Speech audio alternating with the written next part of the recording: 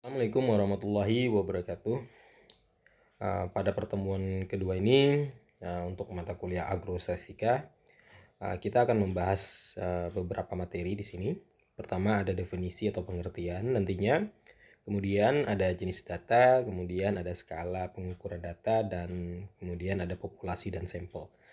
Nah, dari pertemuan pertama yang kita lakukan dengan menggunakan Zoom meeting kemarin, saya sudah bahas tentang ruang lingkup dari mata kuliah agrostatistika. Jadi hari ini kita akan coba bahas satu persatu materi yang akan kita bahas selama satu semester ini. Oke.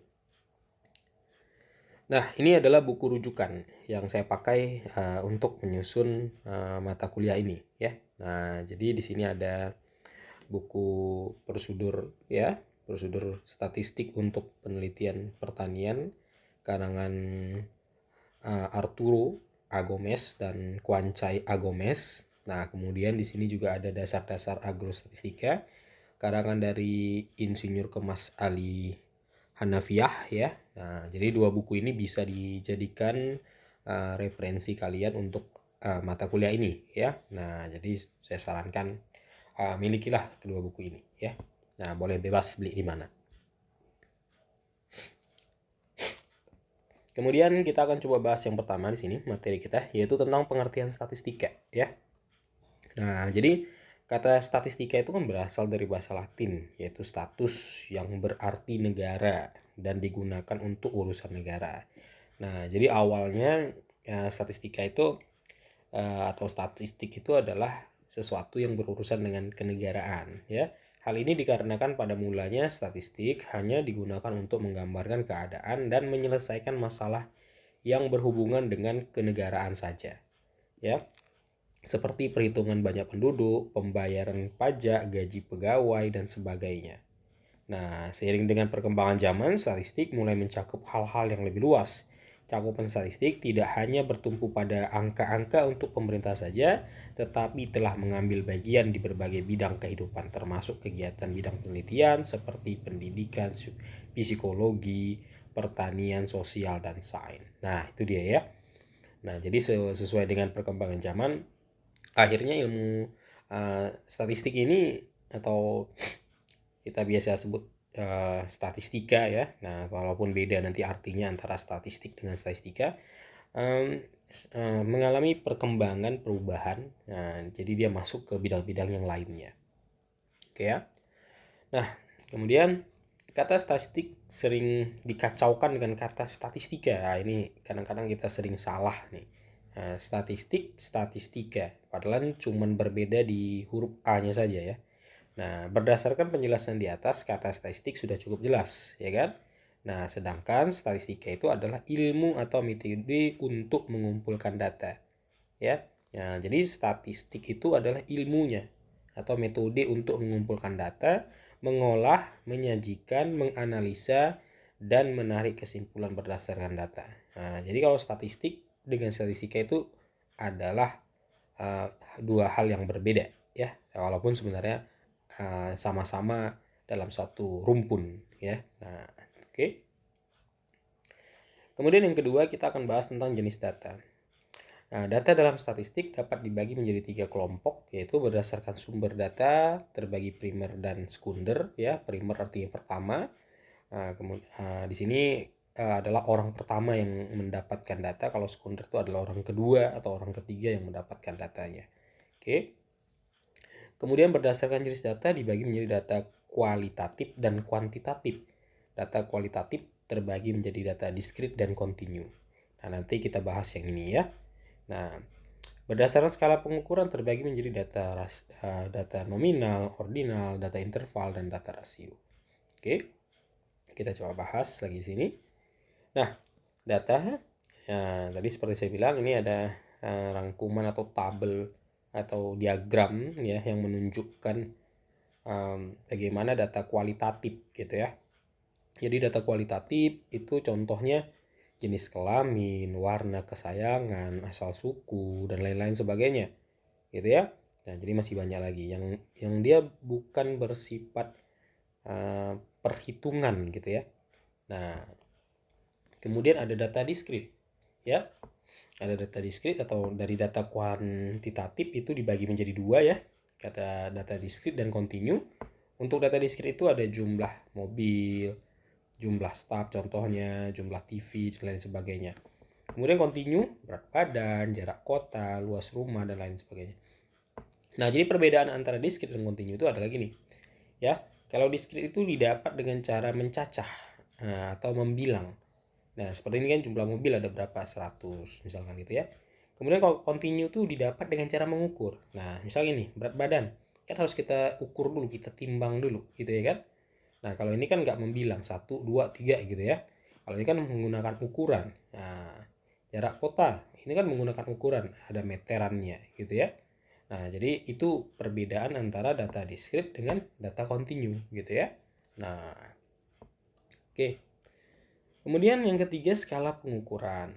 Ya, skala pengukuran ini dalam penelitian kuantitatif jenis skala pengukuran rumus statistik uji yang seharusnya dipergunakan. Ya, ada 4 skala yang biasa kita pakai, yaitu skala nominal. Skala nominal itu adalah pengelompokan, pengkategorian, identifikasi kejadian dalam kelas-kelas atau kategori sehingga masuk ke dalam satu kelas atau kategori tertentu.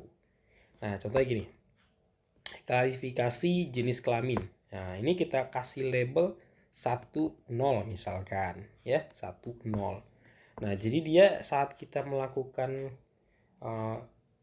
perhitungan statistik nantinya, ya, perhitungan statistik. Jadi kita butuh hal-hal kalau datanya seperti ini, kita kan butuh skala, butuh nilai dia, ya kan? Nah, jadi kita labeli dengan 1 dan 0 misalnya. Nah, ini dia, ya. Kemudian skala ordinal.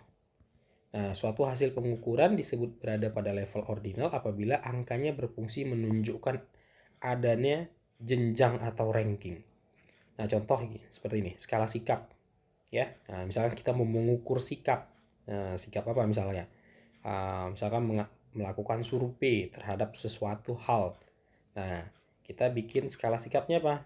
Sangat setuju, ya, poinnya 5, setuju, poinnya 4, netral, poinnya 3, tidak setuju, poinnya 2, sangat tidak setuju, poinnya 1. Nah, ini namanya skala ordinal gitu ya. Jadi ada level-levelnya di sini. Nah, oke, ini juga sering dilakukan dalam penelitian yang sifatnya survei ini biasanya ya. Nah, oke. Kita lanjut lagi. Kemudian skala interval. Nah, hasil pengukuran ordinal yang memiliki jarak ya, memiliki jarak antar jenjang yang tetap. Nah, jadi contoh yang paling umum pada skala interval adalah suhu. Nah, misalnya suatu ruangan memiliki suhu 0 derajat ya, suhu 0 derajat Celcius. Nah, ini bukan berarti bahwa ruangan tersebut tidak ada suhunya gitu ya. Nah, jadi misalkan seperti ini. Ini ada termometer ya. Ini suhunya 0 derajat. Nah, ini 30 derajat misalkan. Ini kan termometer nih ya. Nah, ini kan ada jaraknya gitu ya. Nah, ini 0 derajat itu berarti ada nilainya, bukan berarti tidak ada nilainya dia. Tetap ada nilainya gitu. Nah, itu maksudnya dari skala interval tadi. Ada jarak antara 0 derajat dengan 30 derajat Celcius. Oke. Nah, kemudian ada skala rasio. Nah, skala rasio adalah skala pengukuran yang ditunjukkan pada hasil pengukuran yang bisa dibedakan, diurutkan, memiliki jarak tertentu dan bisa dibandingkan. Nah, contoh, misal tinggi badan Agung adalah 190 cm, sedangkan tinggi badan Budi 95 cm. Pada situasi ini, dapat dikatakan bahwa jarak tinggi badan Budi dengan Agung adalah 95, ya kan? Nah, bisa juga dikatakan bahwa tinggi badan Agung 2 kali tinggi badan. Ya, sorry ini bukan Pattinson, sorry, salah ketik ya. Tinggi badan si Agung. Oke.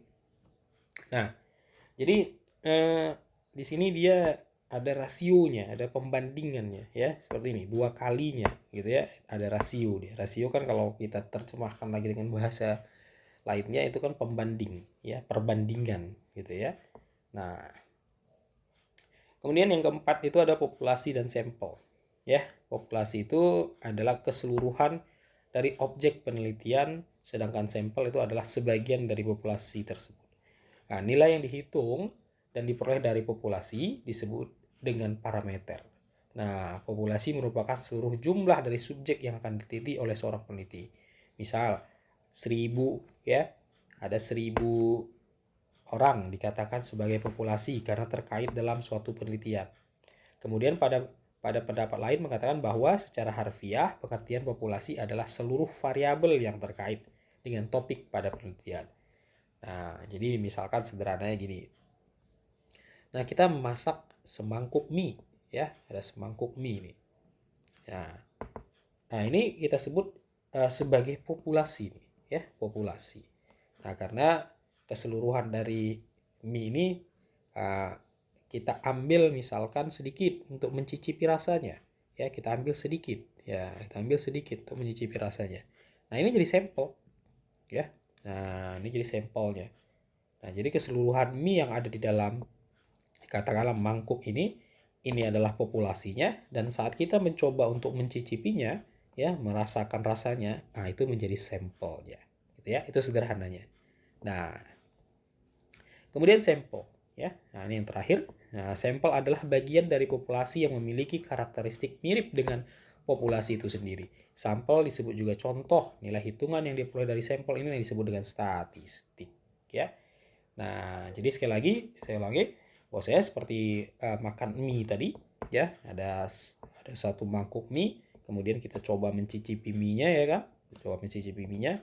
Nah, ini sebagai sampel, ya, karena kita mencoba merasakan mie-nya tadi, mencari tahu, ya.